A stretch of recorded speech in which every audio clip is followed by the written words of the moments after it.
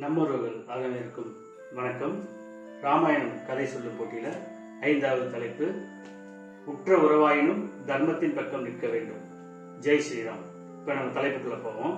ராமாயணத்துல தர்மத்தோட முக்கியத்துவத்தை சொல்ற மாதிரி நிறைய சம்பவங்கள் இருக்கு. அதுல முக்கியமான சில விஷயங்களை இப்ப நம்ம பார்ப்போம். தசரத மன்னன் ராமரை அயோத்தி நகரத்துக்கு முடிசூட்டி மன்னன் ஆகணும்னு சொல்லி சொல்றாரு. அவருடைய கட்டளையை ஏற்றுட்டு அவர் முடிசூட்டு மன்னன் ஆகிறதுக்கு தயாராயிட்டு இருக்காரு.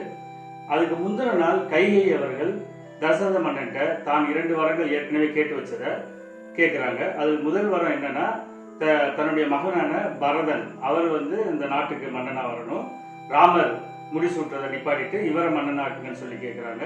இரண்டாவதா ராமரை 14 வருடங்கள் வனவாசம் போயிட்டு வரணும். இது ரெண்டையும் கேட்கிறாங்க. இது ரெண்டுக்குமே ஒத்துக்கிறதுக்கு மனசு இல்லாத தசரதன் வேற வழி இல்லாம தான் வரங்கள் கொடுத்ததை மறுக்க முடியாம அதுக்கு ஒத்துக்கிறாரு. இப்போ ராமர் முடிசூட்டுக்க போற அந்த நாள் வருது. அப்போ கோயிலுக்கு போயிட்டு இருந்த ராமரை கைகை அவர்கள் அழைத்ததா சொல்றாங்க. ராமர் அவங்களை பார்க்க போறாங்க. தன்னுடைய தந்தை சொன்ன 2 கட்டளைகளை கைகை அவர்கள் ராமர்கிட்ட சொல்றாங்க. இப்போ ராமர் அதுக்கு எந்த விதமான சலனமுமே இல்லாம மறுப்பு தெரிவிக்காம இரண்டுக்குமே ஒத்துக்கிறாரு. பரதன் மன்னனா ஆகிறதுக்கு ஒத்துக்கிறாரு, தான் வனவாசம் போயிட்டு வர்றதுக்கு ஒத்துக்கிறாரு. இந்த இடத்துல தர்மத்தின் முக்கியத்துவத்தை ராமர் புரிஞ்சுக்கிட்டு அதன்படி நடக்கிறத ரொம்ப அழகா சொல்லியிருக்காங்க. இப்போ ராமர் இந்த விஷயத்த அவங்களுடைய அன்னையான கோசலைகிட்ட சொல்ல வர்றாங்க. அப்ப கோசலை ஆரம்பத்துல இதை கேட்டு அதிர்ச்சி அடைந்தாலும் பின்னாடி நானும் உங்க கூட வர்றேன்னு தான் சொன்னாங்களே தவிர தான் பரதன் முடிசூட்டிக்கிறதுக்கு எதிர்ப்பு தெரிவிச்சோ அல்லது ராமர் வனவாசம் போறதுக்கு எதிர்ப்பு தெரிவிச்சோ அவங்க எதுவுமே சொல்லல. இந்த விஷயத்திலையும் அவங்க தர்மத்தை முக்கியத்துவம் கொடுத்து அதை ஃபாலோ பண்ணியிருக்காங்கன்னு ரொம்ப அழகா சொல்லியிருக்காங்க.